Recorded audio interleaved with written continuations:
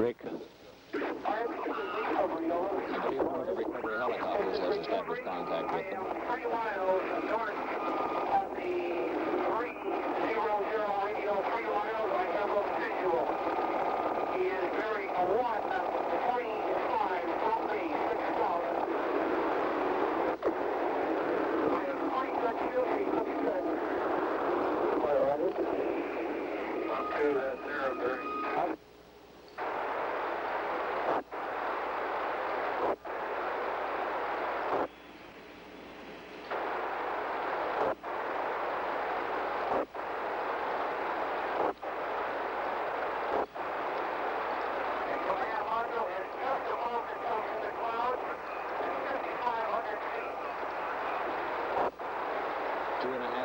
Their flight should be over.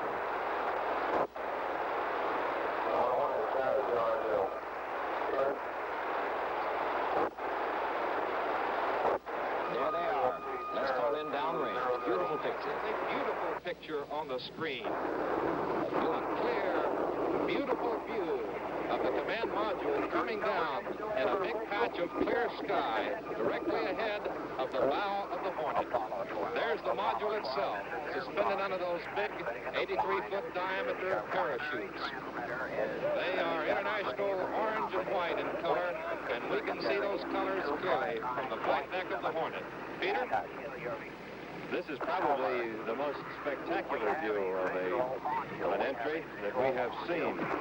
The ship now has speeded up to 18 knots, heading toward the splashdown area. The What capsule, appeared to be having smoke disappeared from the momentarily from spacecraft view in the was the clouds, dumping of propellants. That first couple of seconds was certainly spectacular, and a shout went up here aboard ship. This is the thing that they've been looking forward and rehearsing for the last 3 weeks.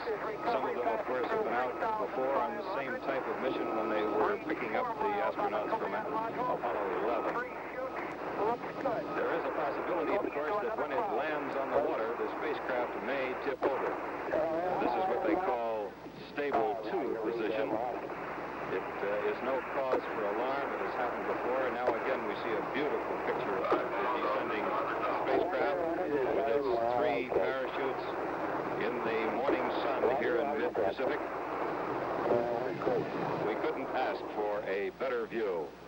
If we're lucky, we will also be close enough to get a good picture of the splashdown, which now is about 2 or 3 minutes away. The astronauts have just made a radio report. They say all is okay. All is okay. The first astronaut radio report received here aboard ship. Gary. Gary? The helicopters are on station, in position. We will be seeing them very shortly.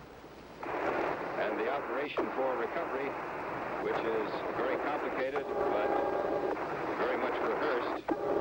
One of the helicopter pilots told me he thought he could do it in his sleep. They've been over it so many times. So they have done it in the darkness. They've done it in rough seas, calm seas. So they really should be able to do it. There you see splashdown. Apollo 12 has ended its flight to the moon and has returned to We the record Pacific. splash at ground elapsed time of 244 hours, 36 minutes, 24 seconds. There's a short, a brief sprinkle of showers here aboard ship. This was forecast. This will be no problem, I'm sure. Hello, Al. Are you going to keep The this mic open? spacecraft now is in stable 2.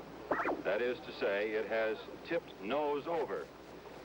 Now, within the next 5 or 8 minutes, there will be no radio contact with the spacecraft. Apollo 12 landed stable 2. The inflation bags will upright them. Is underwater as well.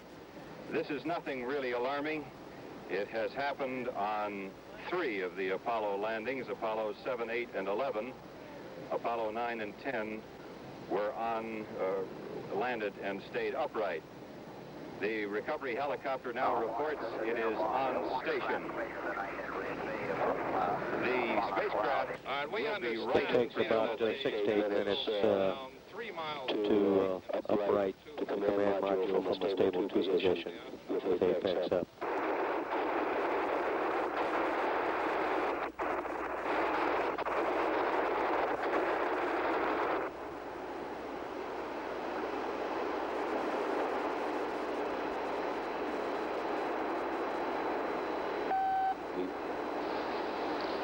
maybe.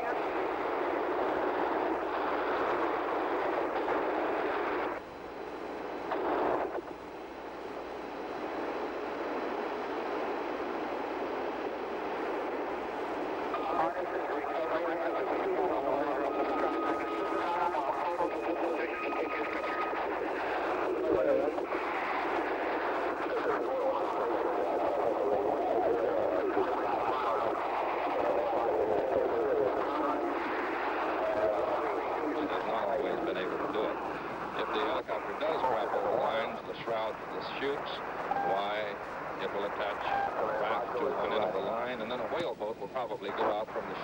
Preliminary estimate from the Hornet places Apollo 12 some 2.5 nautical miles from the ship. Should have parachuted down, but I did not see it. I wonder, the Charles, if they will put the whaleboat over in today's rather high seas. I don't know. It was used in most of the recovery exercises coming down from Honolulu, except the last one when seas were similar to what they are now. Peter, we've received word that the command module is righting itself now. It may be getting some help from the swells out there, which are running about 7 feet. It is now 2.5 miles away from us, and the skipper of the ship will be picking up speed from about 12 to 25 knots, and he will be making a U-turn. He will be going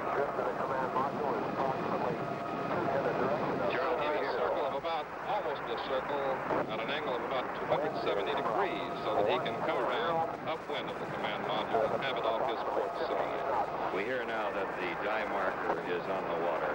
This is a great aid to the helicopter pilots as they come in. We also hear that a smoke light, which is a sort of smoke indicator, has been dropped to the water by one of the helicopters. This is another important aid. It tells the helicopter pilots, it tells the swimmers, and incidentally tells the captain of this ship which way the wind is blowing and how fast. The smoke light is the very first operation, as a matter of fact, on the water. It is dropped by the first helicopter to get there. The spacecraft, Peter, let me interrupt, is now stable 1. The bridge has just announced. We saw it lying on what I thought was its side. Stable we 1 can see it says now. the spacecraft is uprighted at this time. Spacecraft riding the waves out there. A beautiful sight, so we should have communication again.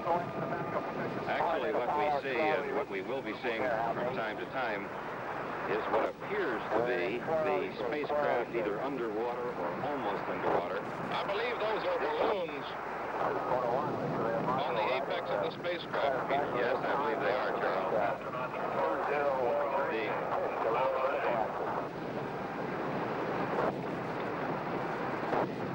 Now, we are advised that recovery helicopter number 66 will attempt to snag the parachutes before they are lost. As I said, that they were ejected moments after splashdown. These helicopters are equipped with small grappling hooks to try to recover the parachutes. And if they're successful, which they usually are not, they entangle the grappling hooks and then attach the other end of it onto a one-man life raft, let it float there, so that a few minutes from now they can go by and the swimmers will help recover them. The NASA experts would like very much to get back the parachutes to see what damage, if any, has been done. There's some thought that the venting of the spacecraft fuel, which is very caustic on the way down, may have produced some holes in the fabric, and they want to find that out and study it. Very soon, we should be seeing swim helicopter number 1 with the numerals 310 on the side. And that is the helicopter that contains the #1 recovery swim team here, the team that will probably be designated to drop and recover the astronauts. As soon as it moves into position, why, a man will drop out. A swimmer named Bill Posey from California will drop out and attach a sea anchor, and then he'll be followed by 2 other men, and they will do most of the recovery work down there. You will be able to tell when this helicopter is ready to drop its first swimmer. It will descend from a position of about 50 feet above the water, quite low, just over the water, about 10 feet high, move in slowly, just downwind of the command module, and you will see a man in full scuba gear drop out. Now, to determine the wind positions for yourselves, keep an eye on the smoke light. Watch the smoke, because that is what the helicopter pilots and the ship's commander will do. The first man out will be setting forth what's called a sea anchor. It is made of nylon material shaped like a small parachute or umbrella, but it has a hole in the top, and the line is attached at the widest part, which is 8 feet in diameter, which is then secured to a pad eye on the command module, so that as it's pulled through the water by the drifting command module, the underwater resistance of the sea anchor fabric tends to hold it back. Hence the name sea anchor. This is a vital part today because of the fact that the wind is so strong, which causes, in part, the heavy seas. The pull of the anchor as it's dragged along underwater by the command module slows its drift down to about half of what it was. If we did not have that sea anchor, which will be shortly attached, the command module would probably be drifting faster than the swimmers could catch up to it. We've been advised that swim helicopter #1 is now ready to deploy its first swimmer, and the astronauts say they are ready to receive that swimmer. They're ready to get off the ocean. The command module is just off the starboard side of the ship now. Deployed will attach a sea anchor. Moving along, we'll get a little further away from it, and the ship will make a U-turn, as I said, and swing back around, and we should pull within, about 400 or 500 yards of it. We will have a very good picture, I would imagine, later, a little later. Peter, the sea anchor, I understand, cuts the drift of the command module by more than 50%. Now, that module drifts along at about 10% of the wind velocity. So with winds of up to 22 miles an hour out there right now, we would have a drift rate of 2.2 miles an hour without the sea anchor, which would be too fast for one of the swimmers to stay abreast of. And the anchor will cut the first swimmer into the water is photographer's mate, third class William R. Posey, Posey spelled P-O-Z-Z-I, age 22, Linwood, California. Just to make sure that it does not get away from them. Give you an idea of how the operation is full of redundancies and backups. The helicopters today are carrying no less than 8 sea anchors, just in case. And if the wind is too strong, they have a special rig which allows them to attach 2 sea anchors. All right, we have a swim helicopter going in low, and we should be getting a drop quite soon now.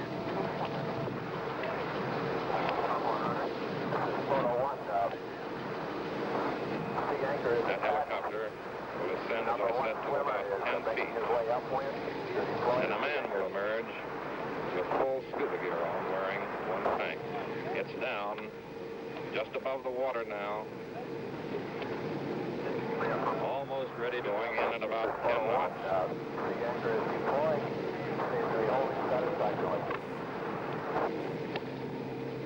Just downwind of the module.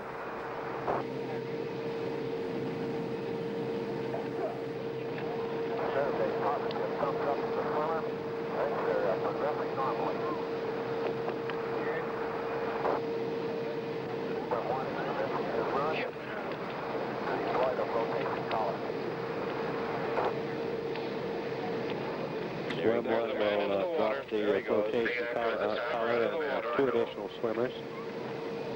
The swimmer was Bill Posey. He's a California leader. He's a member of the underwater demolition team number 13. That is Rotor wash from the... command module.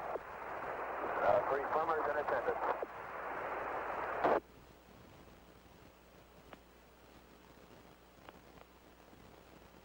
The rotors of the helicopters remaining swimmers something from of a swim hindrance to one the particularly on a windy day. So the helicopters are stay Lieutenant clear Junior as Grade best they William C. can. Robertson, They come in and 27 drop whatever's Hampton, Virginia, necessary or pick up what's and necessary, sonar and technician, then first move away class, just enough so that the rotor wash is clear of the swimmers and the 29. spacecraft. Edinburgh, Pennsylvania. The first operation, as we said, is the attachment of this sea anchor. The collar, the flotation collar, now in its folded up, deflated position in a bag, has also been dropped and is now being attached or being worked toward the command module. Actually, by our monitors here and being able to overhear the conversation of mission control, we can sometimes hear and see things that our men aboard the carrier cannot. There are actually 3 swimmers in the water, in addition to Posey, whose name they gave you. They are William C. Robertson and R.L. Nash. So we have 3 swimmers in the water at the present time. And let's see if we can pick up the helicopter pilot. Rotation collar is approximately 2/3 around the command module. All operations progressing satisfactorily.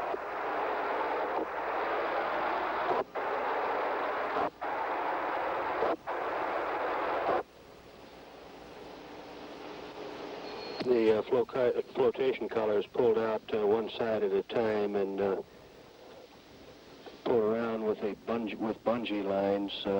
2 air bottles will inflate it. 3/4 around the command module. This is a process familiar to all of you who've watched the previous recovery operations, the attaching of a large flotation collar or inflatable device to help hold the spacecraft. Photo 1, swimmers appear to be experiencing no abnormal difficulties. We repeat, no abnormal difficulties. All right, Roger. Good.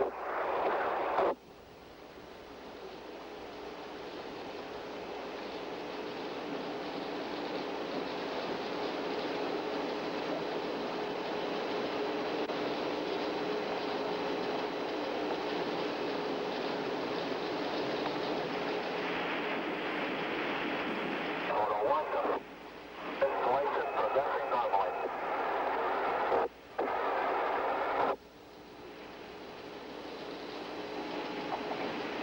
USS Hornet Apollo 12 is copying you this circuit. Out.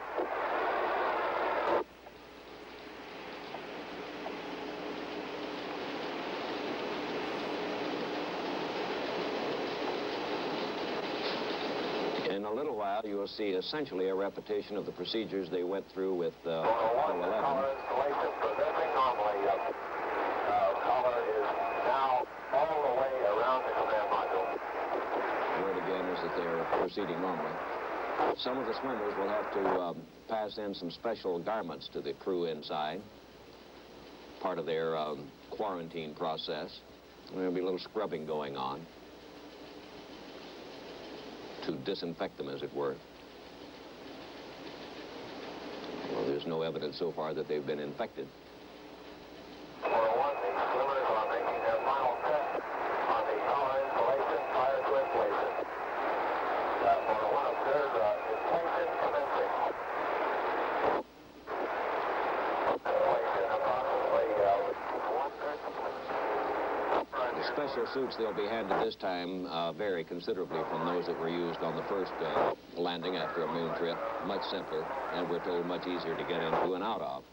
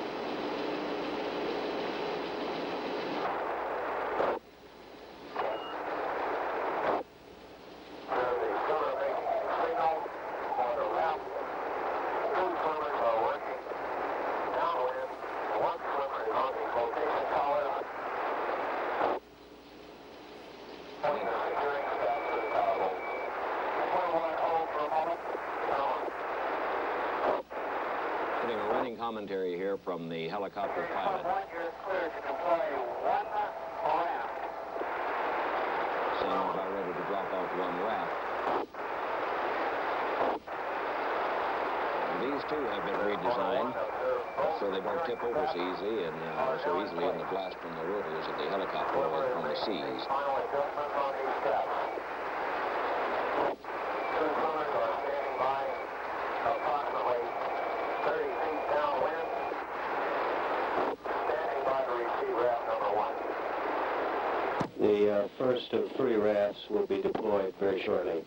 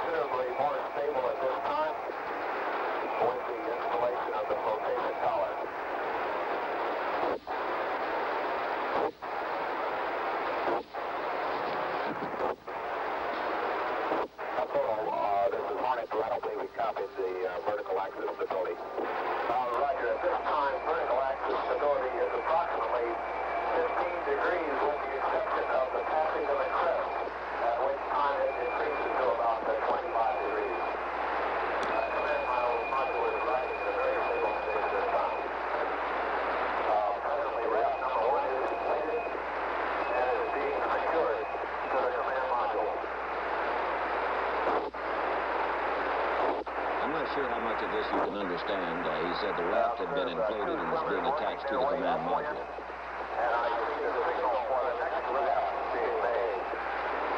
And they're signaling for the second raft.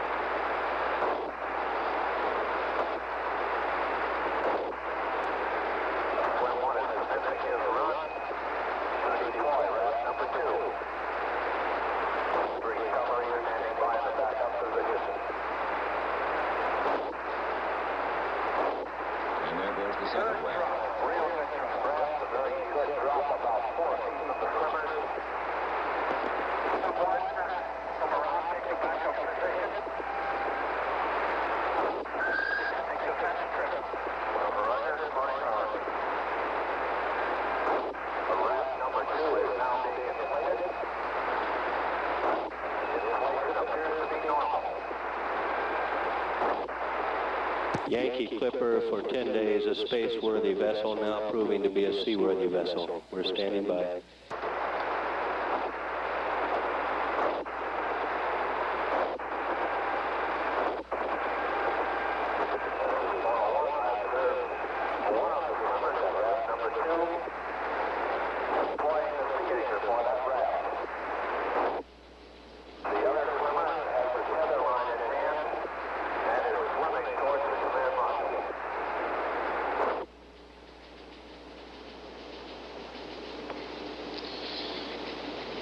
These beautiful pictures we're getting from the Pacific are the result of a landing that ties a record for accuracy. A tie of a record for accuracy in landing. They landed 2.5 miles from the carrier. Yeah. Apollo 8 landed 2.5 miles from the carrier, but Apollo 11 was 11 miles and Apollo 10 was 5 miles. So that's why we're getting these beautiful pictures. They're very close. This is as close as they've ever been. We still don't know how close they were to the impact point, do we? I haven't heard That was in relation to the carrier. They were obviously very close. The tether line will be hooked to the sea anchor ring.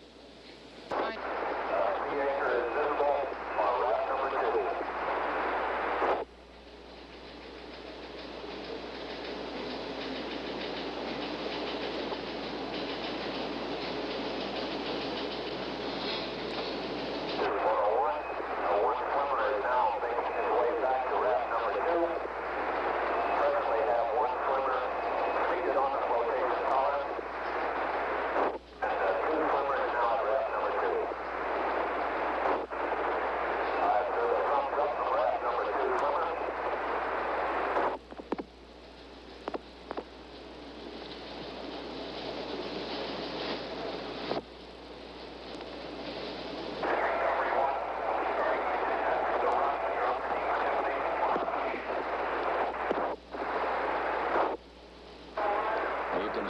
raft with two of the swimmers on it, the other swimmer standing on the raft near the command module itself.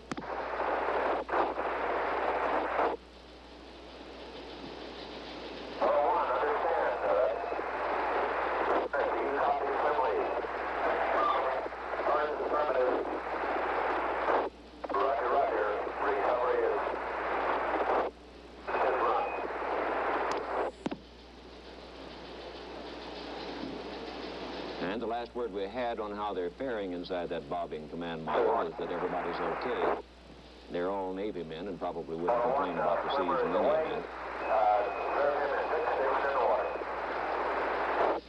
And another swimmer just ready to go up.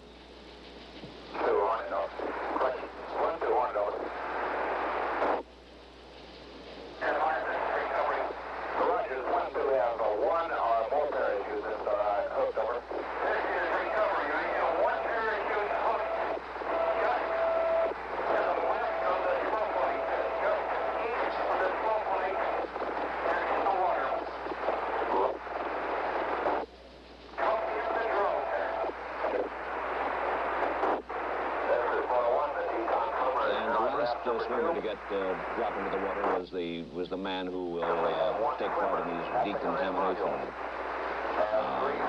processes. Raft number 2 and observe the signal indicating he is ready to receive decontamination equipment. And he's ready for his equipment now.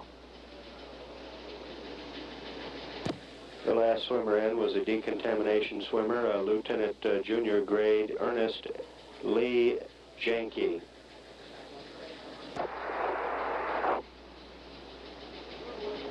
Lieutenant Janke is 26 years old from Greenwich, Connecticut.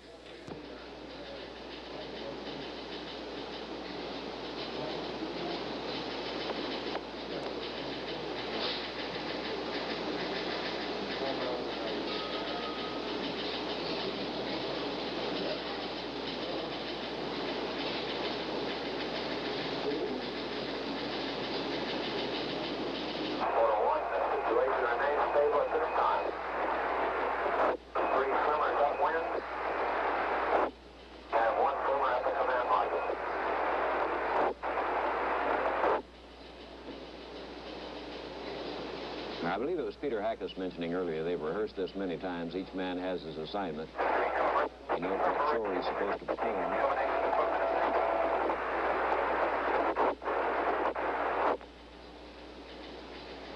And at the present time, they have 3 of them upwind from the command module and 1 at the command module.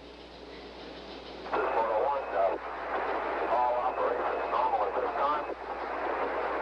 2 swimmers seated in the raft. 1 in the water, ending the raft sea anchor. 1 at the command module.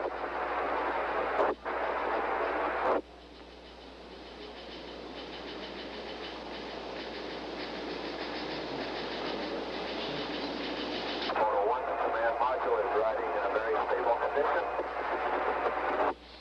Approximately 15 degrees about the vertical axis.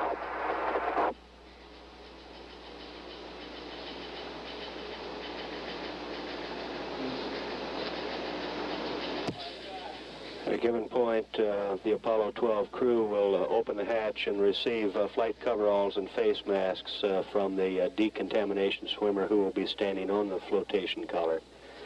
The decontamination swimmer again is Lieutenant Janke. The metallic covering has been burned away from the command module on the back side. The area around the access hatch is still very cool in color.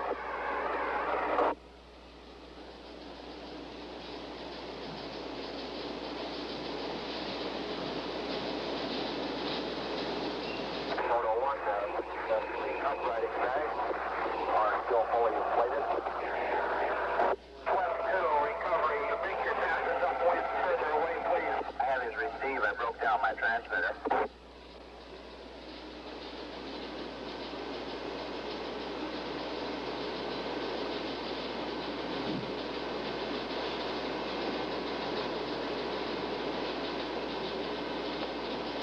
module only.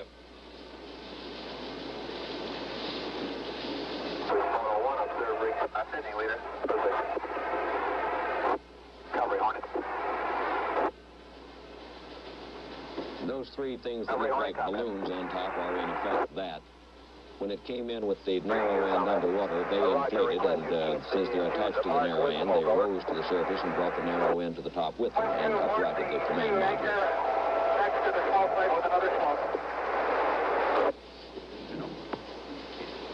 401 recovery is in position. Rescue net is being lowered with the equipment aboard. Helicopter 66 has gone in, and you can see the Billy Pugh net descending to the number 2 life raft now, containing the decontamination equipment. Fresh air tanks, underwater cameras, coveralls, and respirators for the astronauts. Probably because of the heavy wind, the high wind, the swimmers will choose to sever the basket from the line until they have been able to unload this basket, then send it back up. The same basket will be used to bring up the astronauts quite soon now. Helicopter 66, which will be used to retrieve the astronauts and bring them to the deck of this carrier, is perhaps the most famous helicopter in the world. I'm not sure if we had a contest about that. It has been used to retrieve the astronauts on 3 previous flights and is being used again. It was used on 8, 10, and 11. It missed the action on Apollo 9 because that was a recovery in the Atlantic. It's we'll tell you more about it later. The swimmers now reported that they have the decontamination equipment in the raft and will begin that operation. What will happen now, Peter, is this. The raft will be brought up alongside the command module, and 2 men will transfer to raft 1, while Lieutenant Juszczak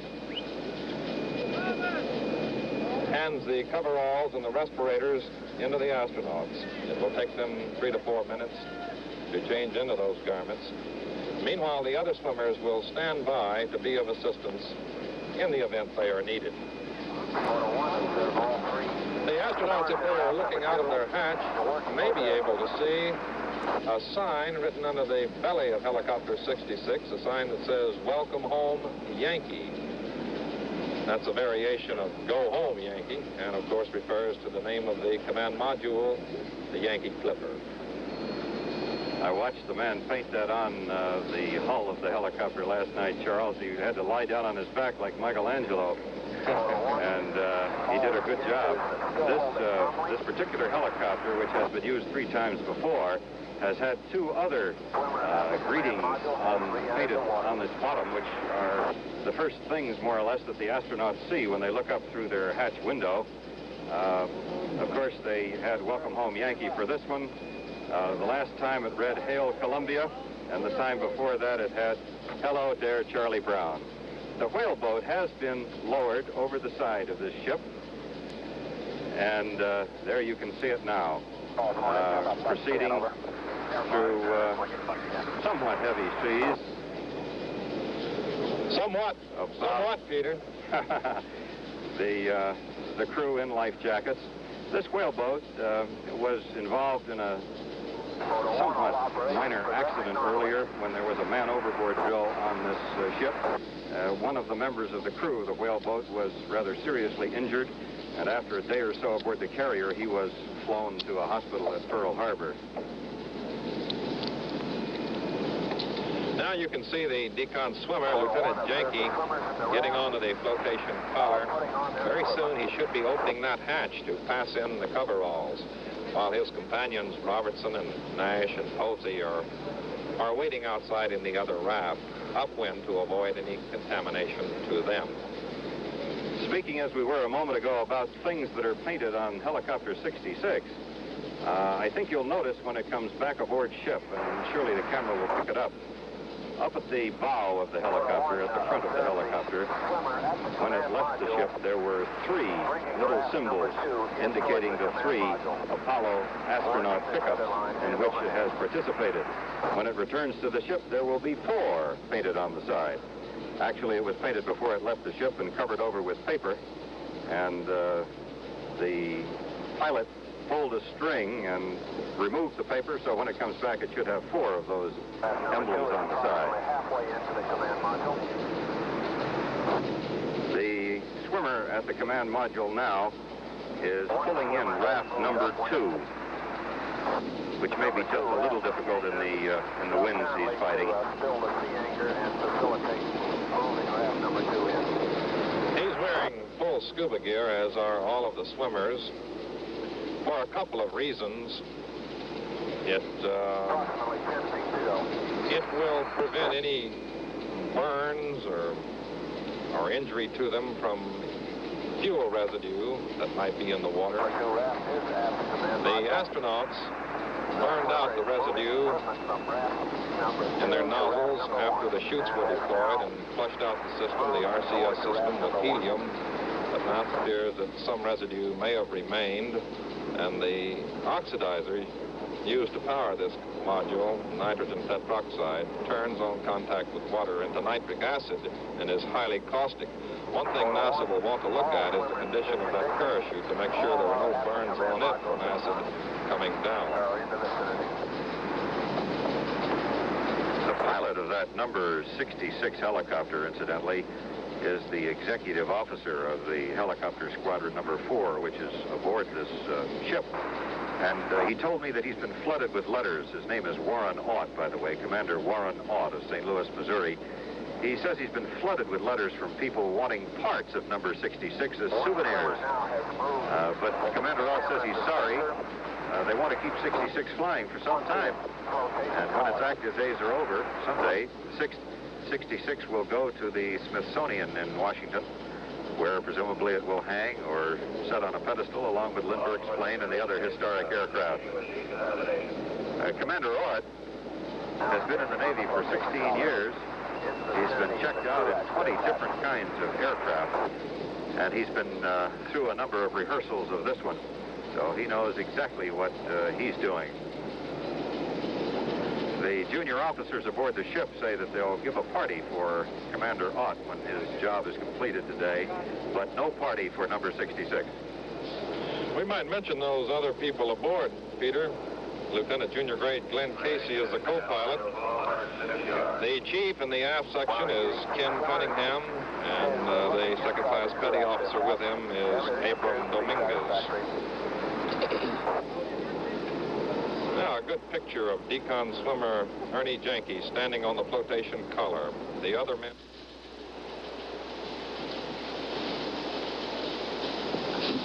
We should be catching sight of the astronauts not too long from now. I haven't heard whether they've actually passed in the garments to them yet. I think they probably have. And just some coveralls that they can slip into rather easily. And some face masks or breathing devices. Not to protect them, but to protect the rest of us this time. In the extremely unlikely event that they brought anything back with them. And we want to catch as much of this transmission from the helicopter pilot as we can.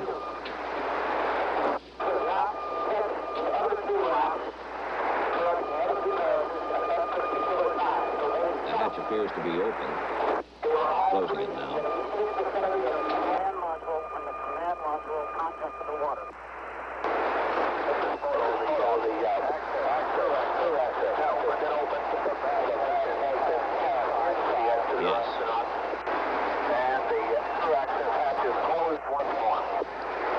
Confirmation they have passed in the material, opened the hatch, passed it in, and closed the hatch. We're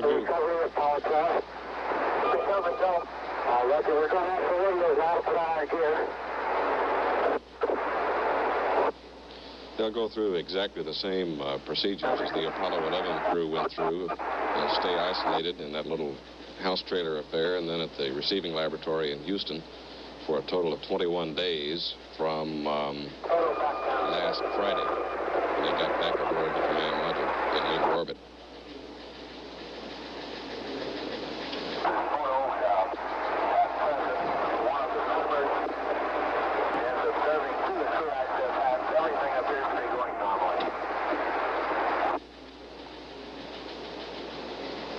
The man says everything appears to be going normally.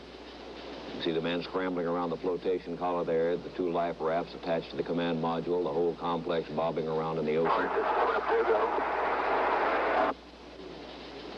Hornet, I think I have the information on the chute's conditions.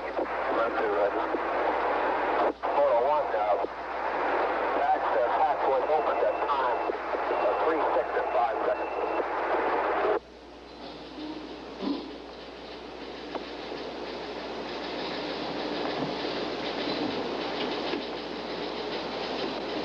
Maybe somebody can find out for us, but this looks like the roughest seas that I've ever seen in a recovery. Swells running 7 to 10 feet and waves breaking at 2 or 3 feet. Maybe Frank people would remember. Swimmer at raft number 2. With an 18-knot wind. One swimmer standing on the flotation collar. They practiced this recovery yesterday in just about the same conditions, and we're running about 5 minutes behind schedule. So it's not a major problem, it's just an annoyance. Photo 1, the swimmer apparently had no difficulty, repeat, no difficulty in opening the through access hatch. Securing it once again.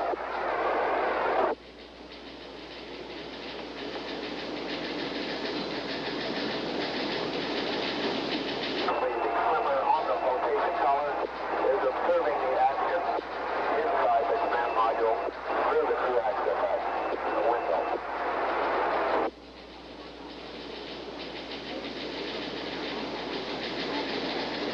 What is the temperature there? It's 82 degrees, right? Mm-hmm. And I'm told that the temperature of the water is about the same. It's a rather warm bath. It's probably going to get warmer. It's early morning out there. A little after 9 Hornet o'clock, I guess. reports spacecraft now 900 yards upwind of spacecraft, of the Hornet. The Hornet now 900 yards upwind of the Yankee Clipper.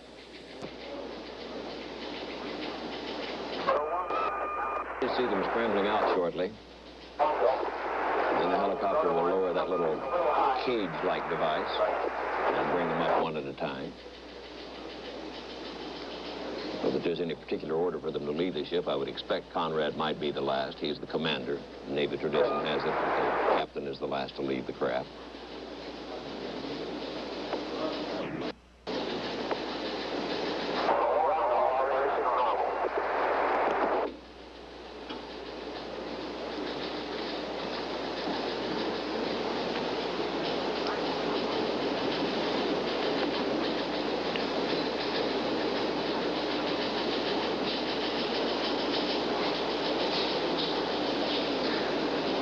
Strange drama really being played out at sea here. It's happened several times before, but still fascinating to watch. We don't want to miss any of it. And Gulf, our sponsor, has told us not to interrupt anything for a commercial so that we'll see it all. You can see now they've got the hatch open.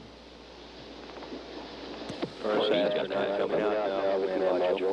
And the first one is coming out.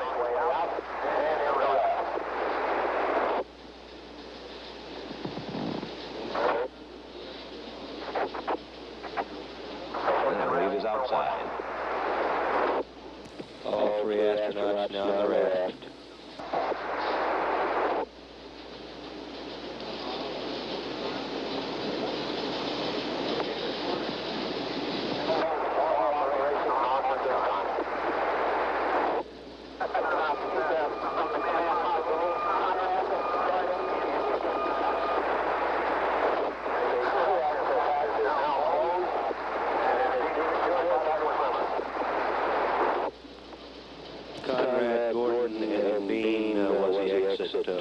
From the spacecraft.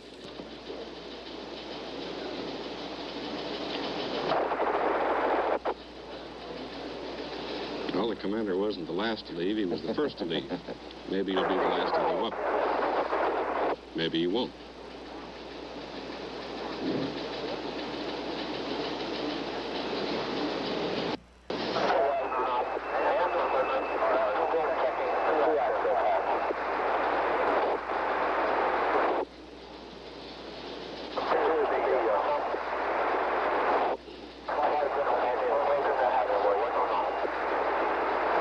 trying to close the gate now.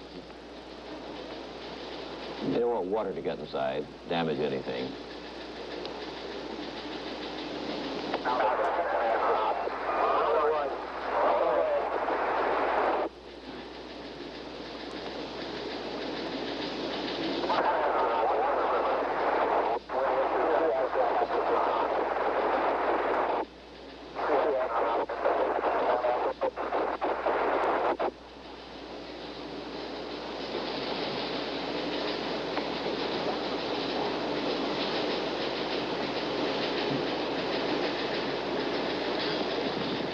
Well, I've got an answer to one question. This definitely is the roughest seas in the entire space program, according to the Navy Recovery Control Center in Norfolk, Virginia.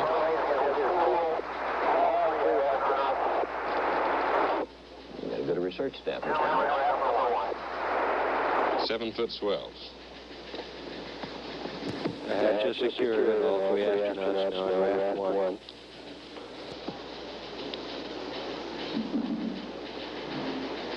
Recovery 1, the helicopter will move over shortly.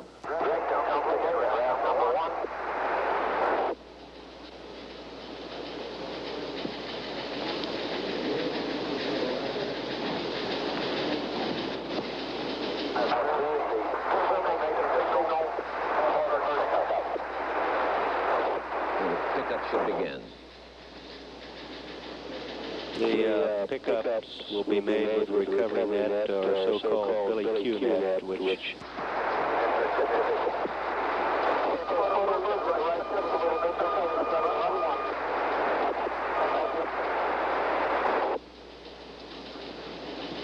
the Billy Q net.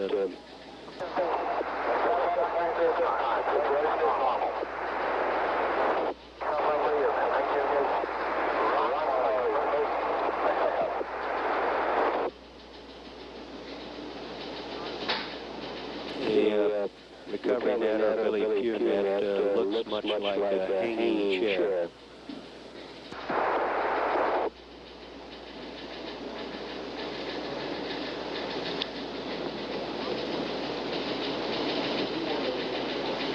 Its center of gravity is toward the back and has the effect of scooping up Earth.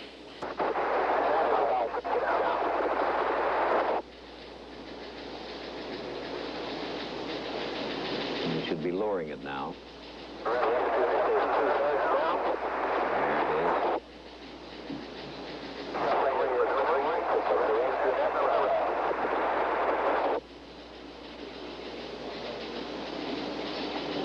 And they caught it.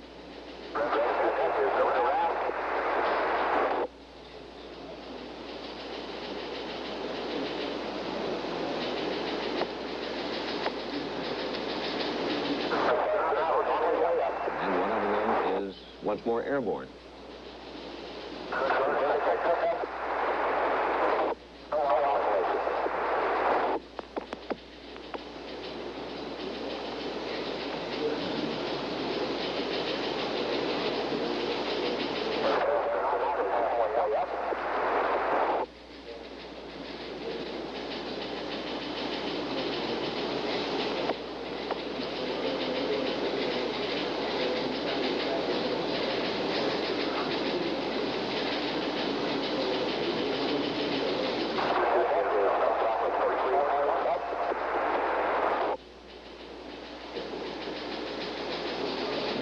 Crew members have to go aboard.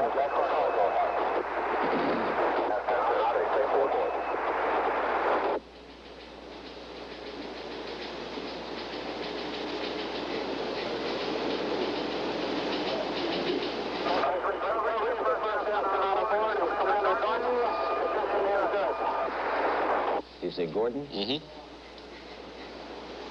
Richard Gordon. We repeat that last report. The first astronaut aboard is Commander Gordon. Condition good.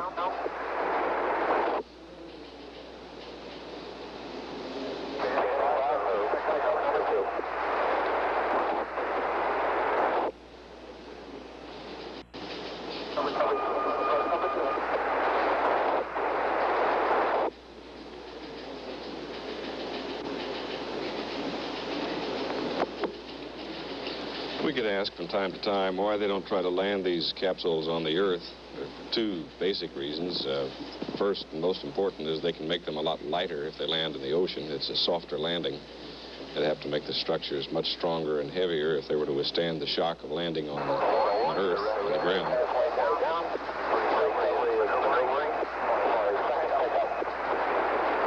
And weight is one of the most important factors in space flight. Second reason is they've got a lot more room in the ocean. Can be a considerable number of miles off target and still have a safe landing. There were planes stationed as far as 165 miles away from the main recovery area that could have dropped these para-rescue teams, got them secured with the flotation collar, and waited for the carrier to arrive. That's back down in the raft again, ready to pick up the second man. And he's on his way.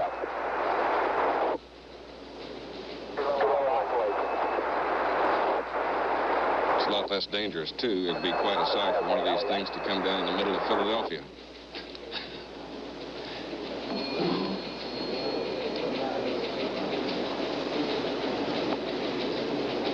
They certainly use a lot of different means of transportation in the course of one of these things.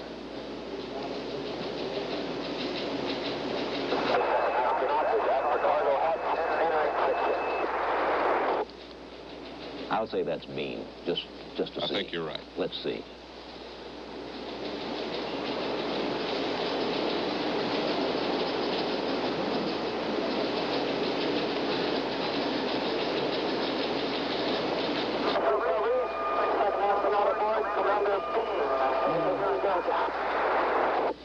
It was mean. Well, we if Conrad repeat is... that last report, the second astronaut aboard, Commander Alan Bean.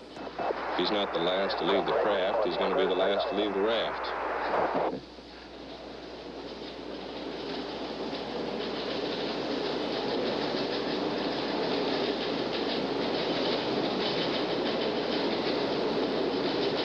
Their flight lasted 10 days, 4 hours, 36 minutes, and 24 seconds.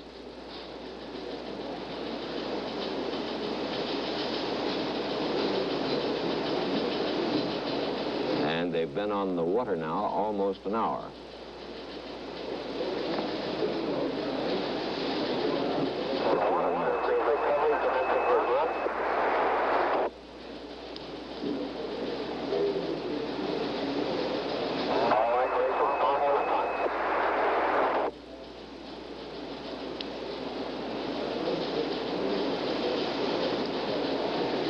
That helicopter pilot hasn't said much more than all operations normal.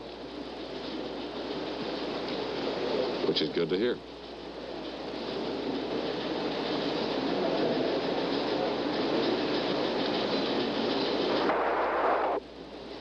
What was the last report on the carrier? About 600 yards away? Something 900, like that? I believe 900? you said. It'd be a very short flight.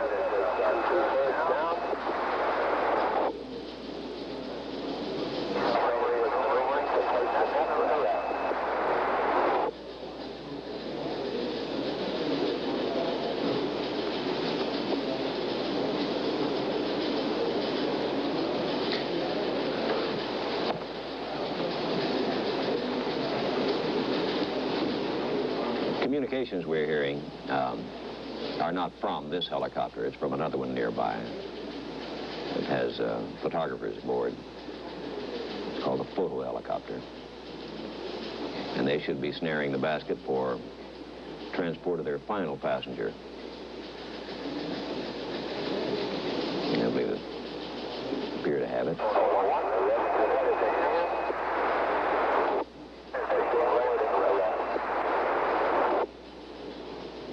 It doesn't take them long to scramble in.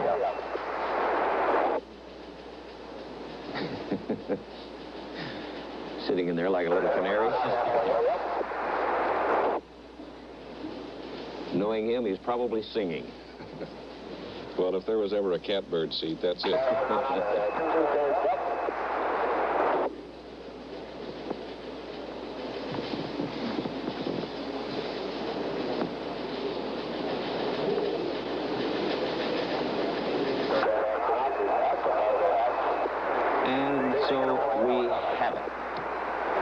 And all the strange and exotic ways of traveling are now out of the way, and it'll just be a short helicopter ride back to the carrier deck. The men will come out. And then they go inside that rescue helicopter 1. aluminum diner. And they spend the remainder of their 21 days in quarantine. So let's rejoin NBC News correspondent Peter Hackus and correspondent Charles Murphy, who are aboard the Hornet, and they can describe the arrival and the activities thereafter. And he is talking on another radio circuit with doctors and NASA officials aboard the ship, describing their condition, talking about them medically. And during the few minutes that takes, the helicopter will make a long, slow, lazy, circular approach to the deck of this carrier. And there you see the 4 decals, the 4 symbols on the nose of number 66, indicating that it has participated and brought back to a carrier deck the occupants of 4 Apollo spacecraft. If you like to play with numbers, these are the, well, of course, you have 66. You have the number of the aircraft carrier, which is CVS number 12. This is Apollo 12. And we could go on from there.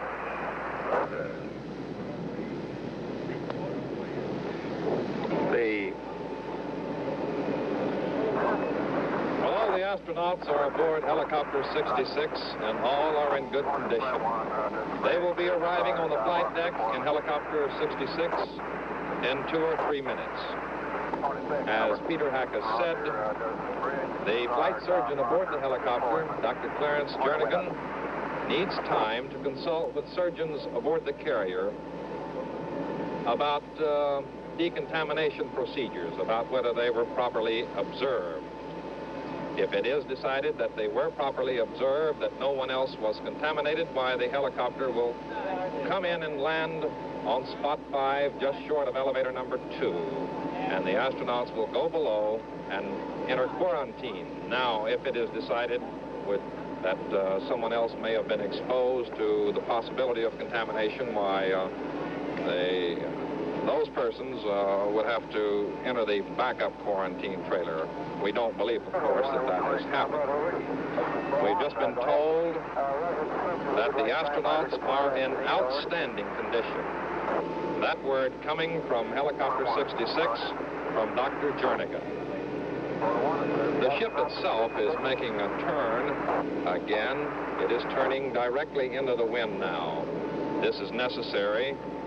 Otherwise, the helicopter with a rotor coming in. Recovery on spot 5, photo 1 on spot 9. Photo 1 to relaunch. The air officer of this helicopter, Commander Patch, has just advised the flight deck to land helicopter 66 on spot 5. That's the spot from which it took off earlier this morning to make this pickup of the Apollo 12 astronauts.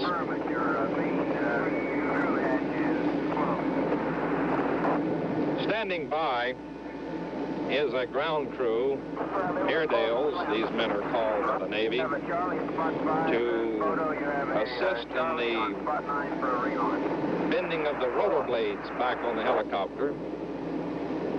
The blades are normally bent back from the cockpit, but on one of the simulated pickup exercises, the cockpit encountered some trouble bending the blades back, so it has stationed on the flight deck a crew of Airedales to stand by and manually move those blades back if necessary. The blades have to be bent back in order for the helicopter to fit onto the flight elevator. The hangar deck is directly below the flight deck.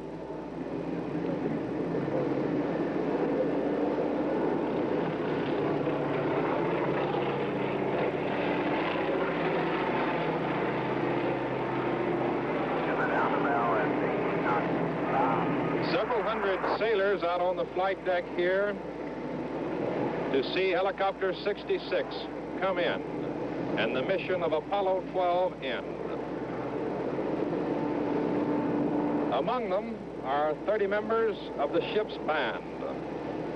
They will play 2 or 3 tunes when the helicopter sits down and then go below to play for the ceremony that will follow.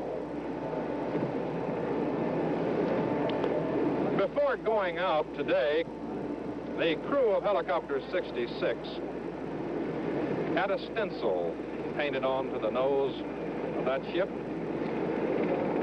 the 4th emblem of an Apollo capsule.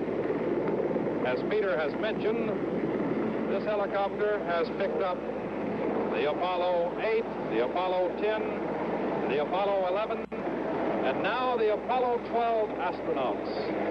12 Apollo astronauts plucked out of the water in the Pacific by this one helicopter. And we can see the Apollo 12 emblem. It was covered over with paper when the ship went out this morning, and a string ran from that paper up the side of the nose into the cockpit window. Commander Ott, after picking up Conrad, the 3rd astronaut lifted from the command module, yanked that string and tore off the paper. We can see a little piece of the string still there with the stencil. He told me that if the paper didn't come off, he was going to reach out and pull it off. Well, it's off. Recovery complete. Shut it down. Recovery complete, announces the air officer, and the helicopter is being secured. Chocks are being put into the landing gears. The engines are being shut down. And a man is placing a sign right above that Apollo emblem that says, 3 more, like before. It may not be perfect English or grammar, but it certainly conveys the feeling of the Hornet crew here today. This is their slogan for this mission, 3 more like before. Meaning, of course, the Apollo 11 astronauts, which this same carrier also picked up. That sign was attached by Chief Petty Officer Richard Smith. He's in charge of these Airedales, and he's from Fredericksburg, Texas, which is also the home of or was the home of another famous Navy man, Admiral Nimitz. Now, Commander Ott and his co-pilot, Lieutenant Junior Grade Glenn Casey, will stay in the cockpit. They are still on oxygen to avoid any contamination. Their 2 crew members, Dominguez and Cunningham, by now should have moved forward, leaving the astronauts in the aft compartment with Dr. Jernigan. Before coming forward, Cunningham and Dominguez were to have slipped off their heavy, hot biological isolation garments, their big suits, leaving them behind to be decontaminated, but continuing to wear their respirators. You can see in the foreground there civilians. These are members of the Apollo recovery team that came aboard the Hornet last night. They are waving into the window. That is Jerome Hammock, the head of recovery for the Apollo program, for the manned space program. And with him is John Stonecipher, the deputy chief of recovery.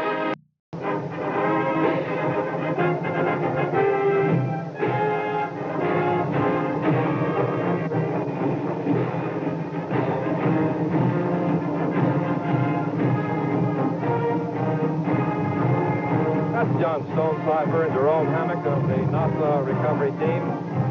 The band is playing the Naval Academy version of Anchors Away, and we can see an astronaut waving out the window of the aircraft. The little yellow mule that is pulling the helicopter, by the way, has a sign that says, Beat Army. That game, of course, coming up, I believe, this weekend.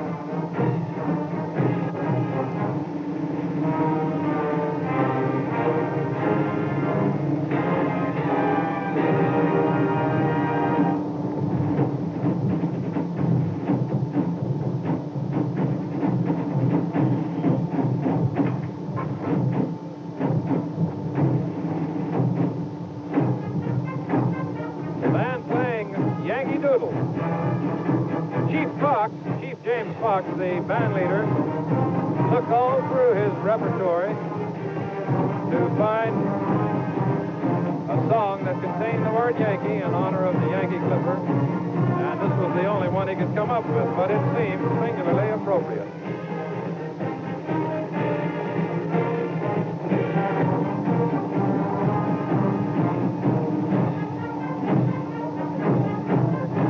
Down below, the hangar deck is correspondent Peter Hackett.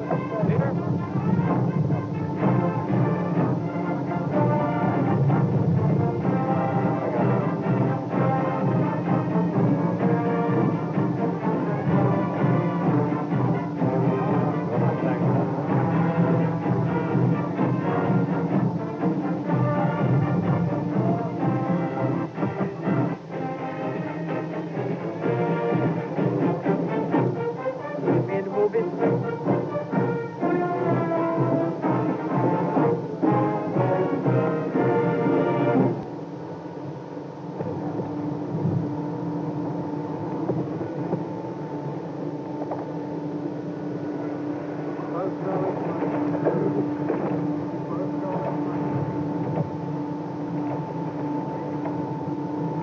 Well, the aircraft has been lowered to the hangar deck and is being wheeled now forward and turned around. It will be pushed back some 200 feet, I would estimate, alongside the quarantine trailer.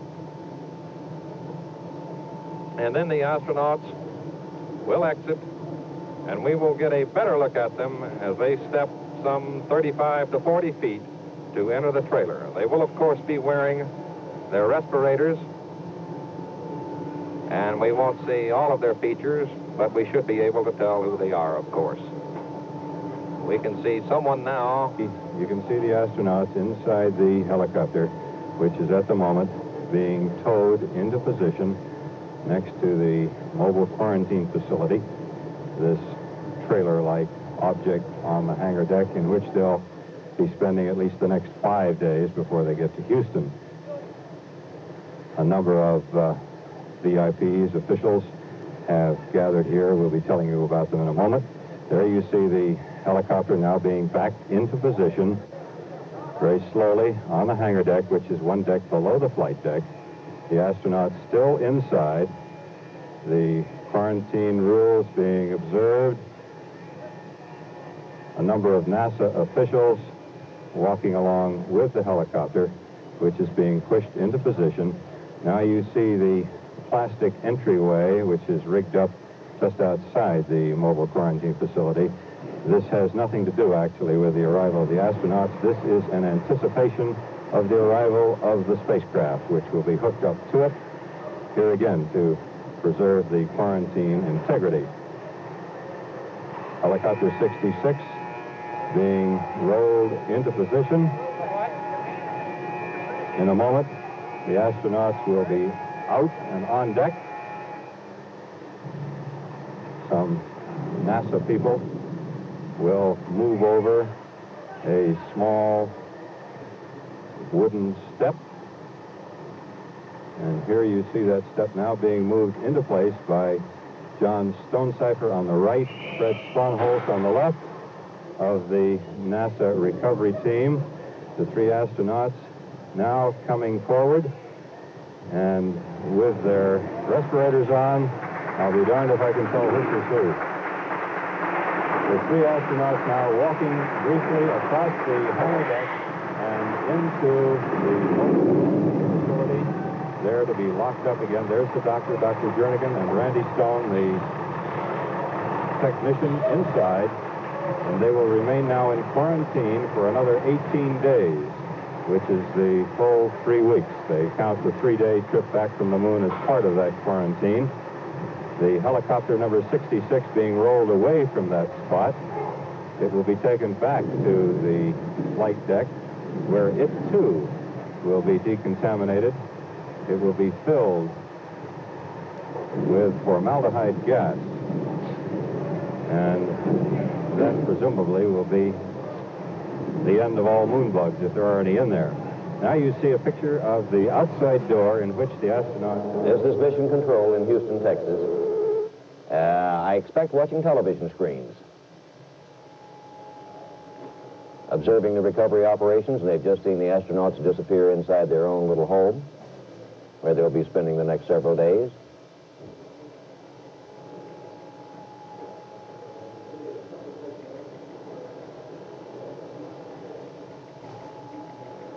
And these are the Marine Guards posted outside the mobile quarantine facility, the clumsy name they've given for that device that the men will be living in the next few days.